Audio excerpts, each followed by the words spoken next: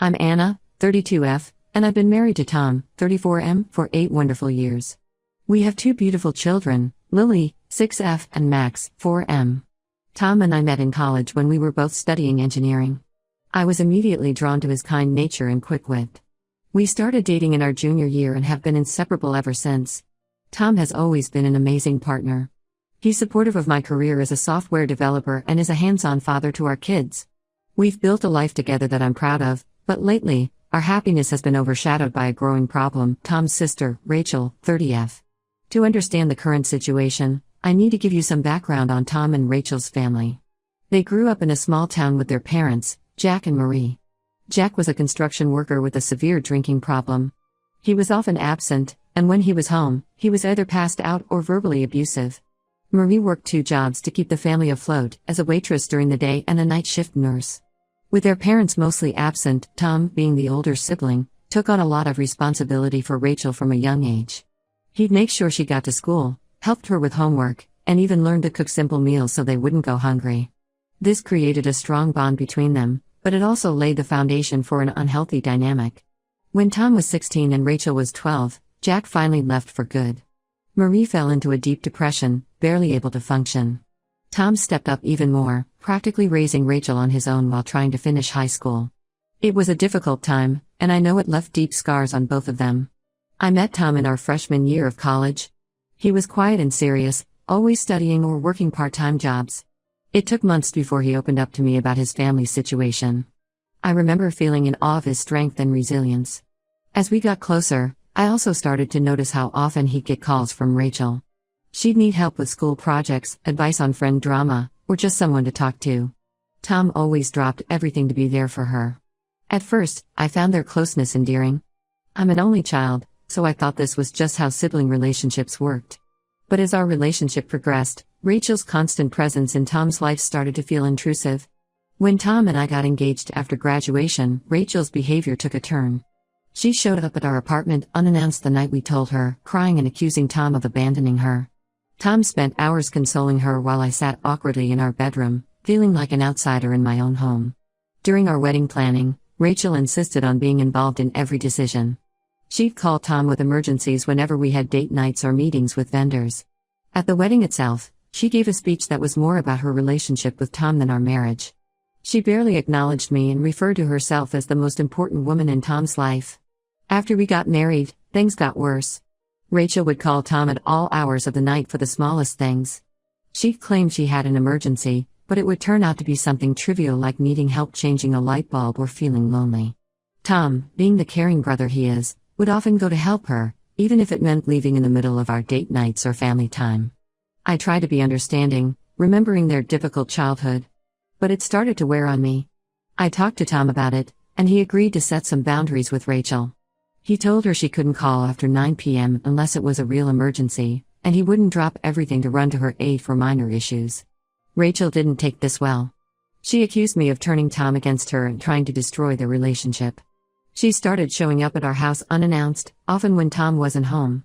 She'd make snide comments about how I couldn't possibly understand their bond or how I wasn't good enough for Tom. When I got pregnant with Lily, Rachel's behavior escalated. She insisted on coming to all of my doctor's appointments, saying she needed to be there for her baby. She threw a fit when we didn't make her the godmother, claiming it was her right as Tom's sister. After Lily was born, Rachel would show up at odd hours, wanting to hold the baby. She'd make comments about how Lily looked just like her, ignoring any resemblance to me. Things improved slightly when Max was born 2 years later. Rachel seemed less interested in him, which was a relief but also odd. She continued to focus all her attention on Lily and Tom, often ignoring Max and me completely. Throughout all of this, Tom has tried to mediate. He loves his sister and feels responsible for her, but he also sees how her behavior affects our family. We've had countless arguments about Rachel over the years. Tom often feels torn between his loyalty to his sister and his commitment to our family. Things came to a head last month at Lily's 6th birthday party. We had planned a small gathering with family and a few of Lily's friends from school. Rachel showed up an hour late, clearly drunk and wearing an inappropriately revealing outfit for a child's party. She stumbled into the backyard and immediately latched onto Tom, hanging all over him and ignoring everyone else. I was mortified, but I tried to keep my cool for Lily's sake. Tom gently tried to disengage from Rachel and get her to sit down, but she wouldn't let go. When it was time to sing happy birthday and cut the cake, Rachel insisted on standing next to Tom, pushing me aside. I saw red but bit my tongue. The final straw came when Rachel announced she had a special gift for Lily. She pulled out a framed photo of herself and Tom from when they were kids, with a note that read, "To my favorite niece, never forget that your daddy was mine first." I was stunned, and so was everyone else at the party. Lily looked confused, and Tom's face went pale. I quietly asked Rachel to leave, but she refused, saying she had every right to be there. Tom finally stepped in and told her she needed to go home and sober up. Rachel burst into tears, accusing Tom of abandoning her and screaming that I had stolen him away. She knocked over the cake table in her tantrum, ruining Lily's birthday cake and sending our guests scrambling. Tom had to physically remove Rachel from our property while she kicked and screamed. Our neighbors came out to see what the commotion was about, and I was left to explain to a group of shocked parents and crying children why the party had to end early. After the dust settled, Tom and I had a long, difficult conversation. He admitted that Rachel's behavior had been out of control for a long time, but he'd been in denial about how bad it had gotten. He agreed that we needed to set firm boundaries with her, including cutting off contact if she didn't get help for her issues. We decided to write Rachel a letter explaining that her behavior at the party was unacceptable and that she needed to seek professional help for her unhealthy attachment to Tom. We made it clear that until she got help and showed real change, she wouldn't be welcome in our home or around our children. It's been a week since we sent the letter, and we haven't heard back from Rachel. Tom's mother called us, begging us to forgive Rachel and give her another chance, but we're standing firm. This situation has been building for years, and we can't let it continue to affect our family. I feel terrible for Tom. I know he loves his sister and feels responsible for her in many ways. But I also know that enabling her behavior isn't helping anyone. I'm worried about how this will affect our relationship with Tom's family, especially his mother. But I have to put my children and my marriage first. Am I wrong for wanting to cut Rachel out of our lives? Should we have handled this differently? I'm at a loss and could really use some advice on how to move forward from here. Update 1, it's been about a month since my last post, and a lot has happened. First, I want to thank everyone for their support and advice. It really helped Tom and me feel more confident in our decision to set boundaries with Rachel. A week after we sent the letter, Rachel finally responded. She sent a long, rambling email full of accusations and guilt-tripping. She claimed that I had always been jealous of her relationship with Tom and that I was manipulating him to cut her out of his life. She said that Tom was the only person who truly understood her and that by pushing her away, we were condemning her to a life of loneliness. In her email, Rachel brought up incidents from their childhood that I'd never heard before. She talked about times when Tom had protected her from their father's drunken rages, or how he'd go hungry to make sure she had enough to eat. She accused Tom of forgetting where he came from and abandoning her just like their father did. Tom was devastated by the email. He felt guilty and conflicted, wondering if we were being too harsh. We had a few tense days where we argued about how to handle the situation. I stood my ground, reminding Tom of all the ways Rachel had crossed the line over the years, culminating in the disaster at Lily's birthday party. During one of our arguments, Tom revealed something he'd never told me before. Apparently, when Rachel was in high school, she'd attempted suicide. Tom had been the one to find her and get her to the hospital. He'd never forgiven himself for not seeing the signs, and it was part of why he'd always felt so responsible for her well-being. This revelation helped me understand Tom's struggle better, but it also reinforced my belief that Rachel needed professional help, not codependency. Eventually, Tom agreed that Rachel's email only proved how unhealthy her attachment to him was. He wrote back, reiterating that we loved her but that her behavior was unacceptable. He again urged her to seek professional help and said that until she did, we would be maintaining our distance. Rachel didn't take this well.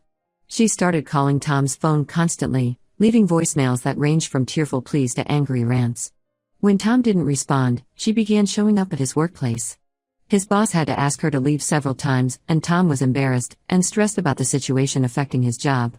Things escalated when Rachel created a Facebook post accusing me of stealing her brother and turning him against his family.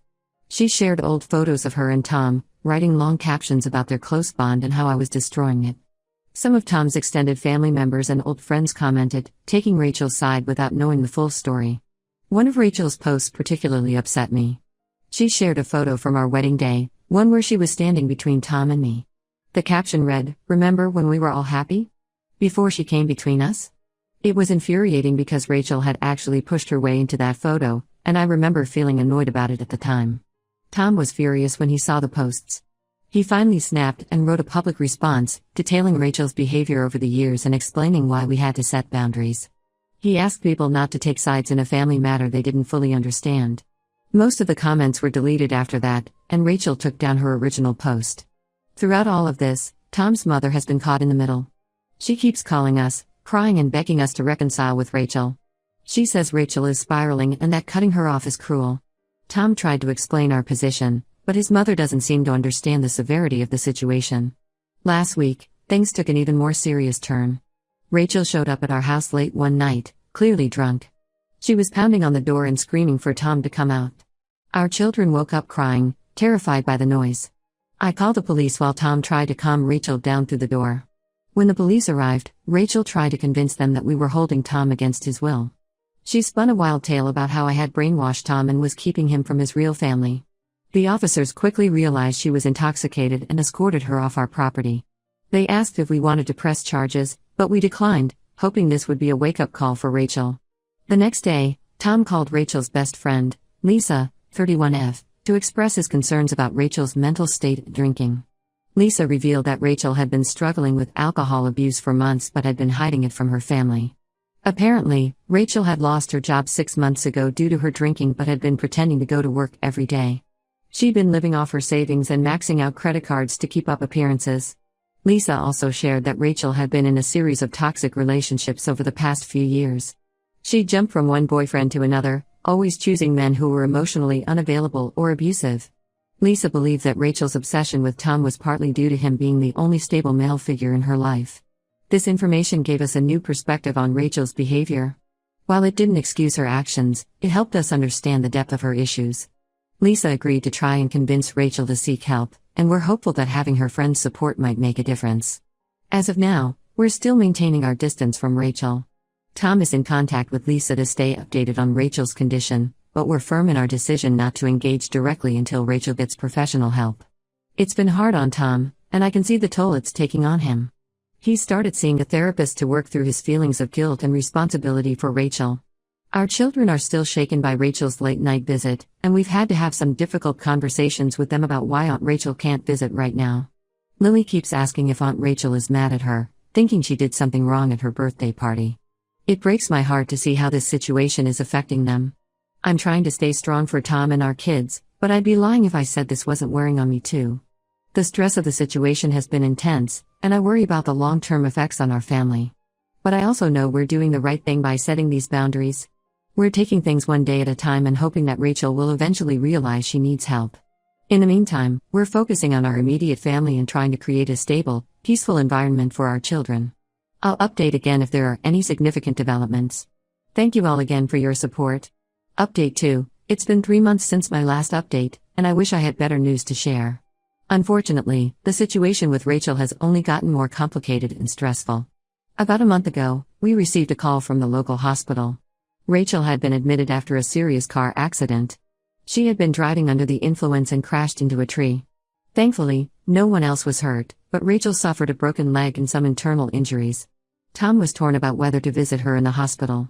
On one hand, she was his sister and she was hurt. On the other, we had been clear about maintaining our boundaries until she got help. After much discussion, we decided that Tom would visit her once, make sure she was okay, and then step back again. When Tom went to the hospital, Rachel broke down crying. She apologized for her behavior and promised to get help. She said the accident was a wake-up call and that she realized how out of control her life had become. Tom was cautiously optimistic but told her that actions speak louder than words, and we'd need to see real change before we could consider letting her back into our lives. Rachel was released from the hospital a week later and moved in with Tom's mother for her recovery. At first, it seemed like she might be turning a corner. She joined an outpatient rehab program and started attending AA meetings. Tom's mother kept us updated, and it sounded like Rachel was finally taking steps to address her issues. During this time, we learned more about what had been going on in Rachel's life. Apparently, she had been in a relationship with a man named Derek, 37M, for the past year. Derek was also an alcoholic and had a history of domestic violence. Rachel had been too ashamed to tell anyone about the relationship or ask for help. The night of her accident, she had been fleeing Derek's house after a particularly bad fight. This information made Tom feel even more guilty about cutting Rachel off. He struggled with the idea that if we had been there for her, maybe she wouldn't have ended up in such a dangerous situation. I had to remind him that we couldn't have known, and that our boundaries were still necessary for our own family's well-being. However, about 3 weeks into her recovery, things took a turn for the worse. Rachel stopped going to her rehab sessions and AA meetings. Tom's mother caught her drinking again and confronted her about it. Rachel flew into a rage, accusing her mother of taking my side and not understanding how hard things were for her. We later found out that Rachel had been in contact with Derek again. He had been calling her constantly, alternating between apologies and threats. Rachel, vulnerable and isolated, had started talking to him again despite the obvious dangers. The situation came to a head last week when Rachel showed up at our house again.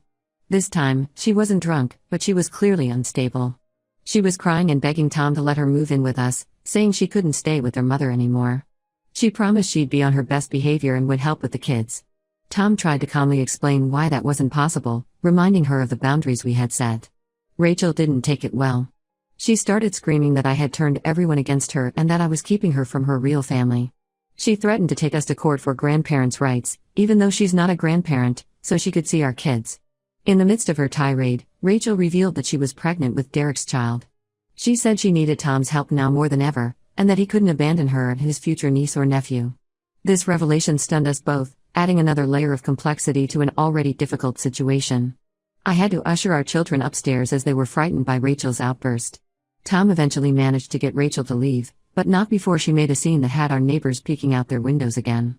After this incident, we decided we needed to take more drastic action. We consulted with a lawyer about getting a restraining order against Rachel. The lawyer advised us that based on Rachel's pattern of behavior, we had a strong case for a temporary order.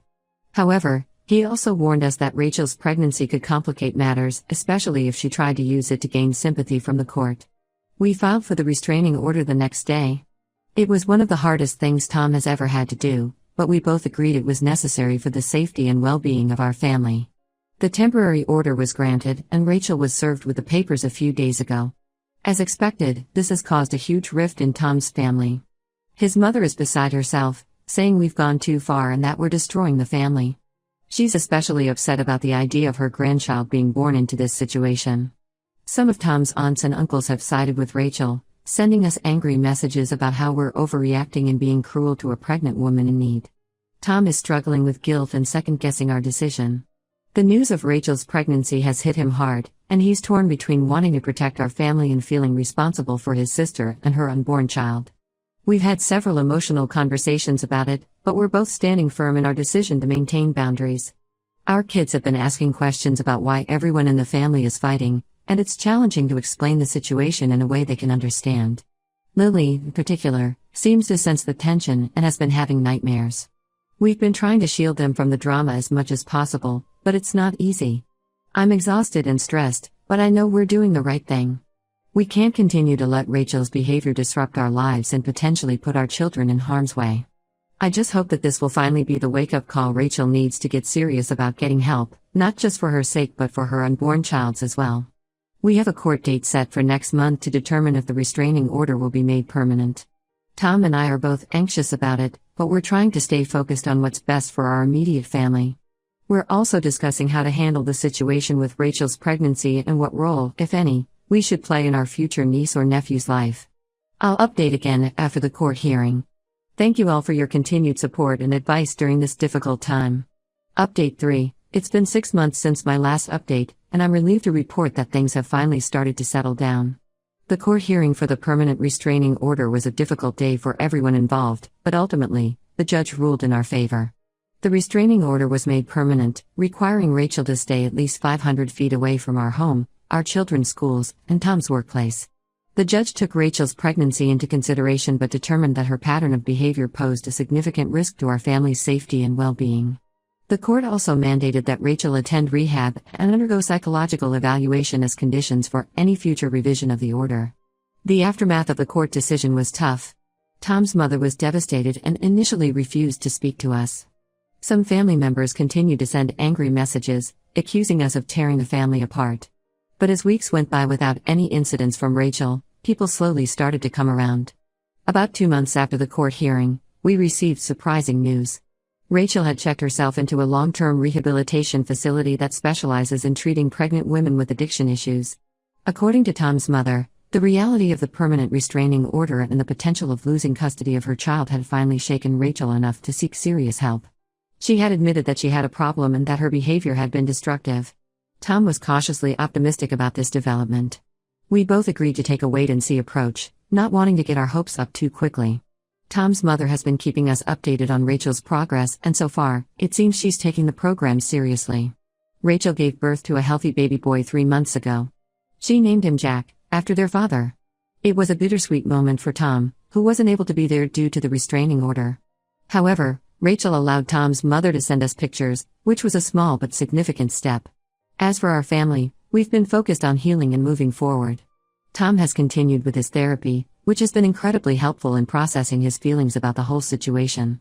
We've also started family therapy to help our children understand what happened and work through their fears and confusion. Slowly but surely, our relationships with Tom's extended family have begun to mend. His mother has come around and apologized for not seeing how serious the situation was earlier. She's been making an effort to rebuild her relationship with us and the kids, which has been nice to see. Last month, we received a letter from Rachel. It was part of her 12-step program, making amends to those she had hurt. In the letter, she took full responsibility for her actions, apologized sincerely, and said she understood why we had to take the actions we did. She didn't ask for forgiveness or to be let back into our lives, she simply wanted to acknowledge the pain she had caused. Rachel also shared that she's been sober for 5 months now and is committed to staying that way for her son. She's enrolled in a program to finish her college degree and is living in a supervised facility for recovering mothers.